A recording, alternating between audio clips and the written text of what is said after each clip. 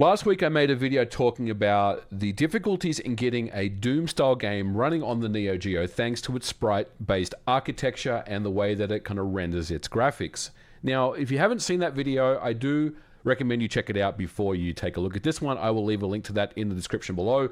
A lot of you have watched that video and it's kind of been passed around a lot. But the interesting part about all this is that there have already been some interesting enhancements and updates to the Raycaster program that I wrote last week, kind of showing off a Raycaster style, Wolfenstein 3D style game that potentially could run on the Neo Geo. Now, if you recall, my version of that Raycaster was very unoptimized and ran at just 8 frames a second or so. But the community has already come to the table with some very important updates.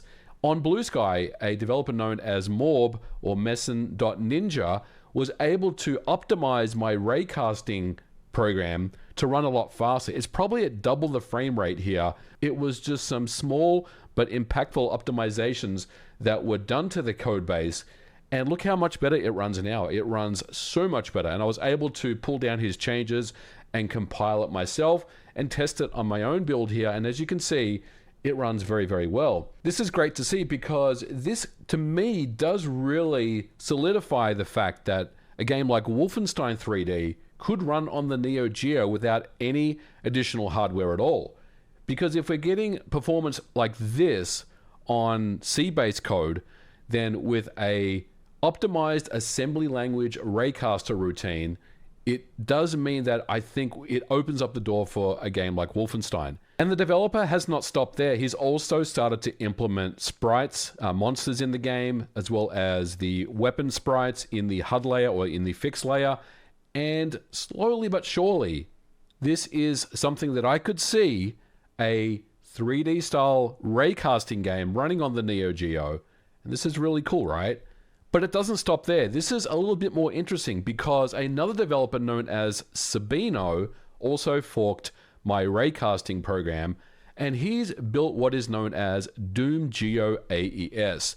Now, I had to build this for myself because I still wasn't quite sure if this was a real project, but this is what it says here. On the GitHub, it says, doomgeo-aes is a Neo Geo AES research prototype that pushes Doom-like gameplay through the hardware the way the machine wants to draw. Sprite strips, pre-baked graphics, fixed layer UI, and very small runtime data.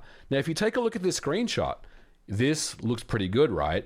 And you can, as clear as day, see the 80 strips of sprite data being tiled across the viewport, as clear as day. And this is very Neo Geo. But I kind of had to see this for myself because these screenshots kind of look too good to be true almost.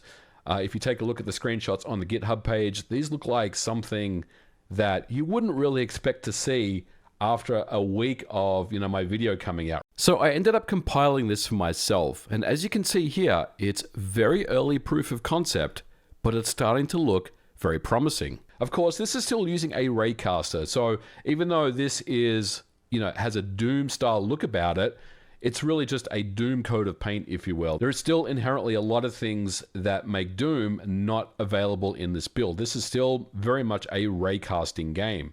But as you start to move around the map here, you can see how this is all working, right? Especially when you kind of approach a wall, you can see that sprite layer, the shrink layer really kind of kicking in. And I will say that as you approach a wall, it does kind of expand a little bit too much and it kind of takes you out of the 3D-ness of the scene itself.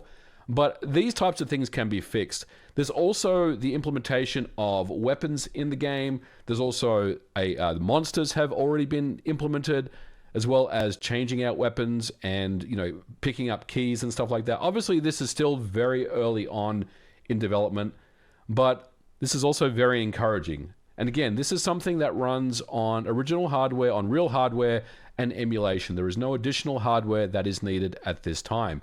Now, the very clever part about Doom Geo AES is that it does take the WAD files from Doom and it converts the lumps, the player start, the doors, the secrets, the sectors, everything into a Neo Geo grid that can be run on the Neo Geo. And of course, this is something that is still very much early in development. Now, I think for me, the biggest issue that's kind of taking me out of the feeling of this being a true 3D world is the floors and the ceilings. As you can see, the floors and ceilings are static. So as you kind of move forward, the floor isn't moving with you. So it almost feels like you're suspended while the walls are moving towards you. And this is one of the things that I kind of talked about in my previous video where I said it would be difficult to implement ceilings and floors in the game. It's not impossible, and there's definitely a way to work around that. I think even if you just have pre-computed wall and floors that kind of just move towards you with pre-computed values, that may be good enough. But as it stands, this is probably the biggest omission that I'm seeing in this proof of concept build at this time.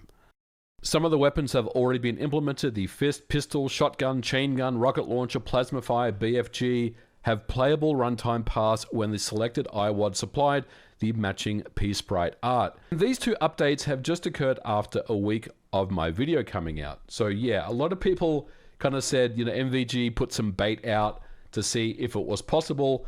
And look, I'm not going to deny it. There's definitely a lot of smarter people out there than me that really know their way around the Neo Geo and how to optimize code and how to make things work, right? But I'm very, very encouraged about this.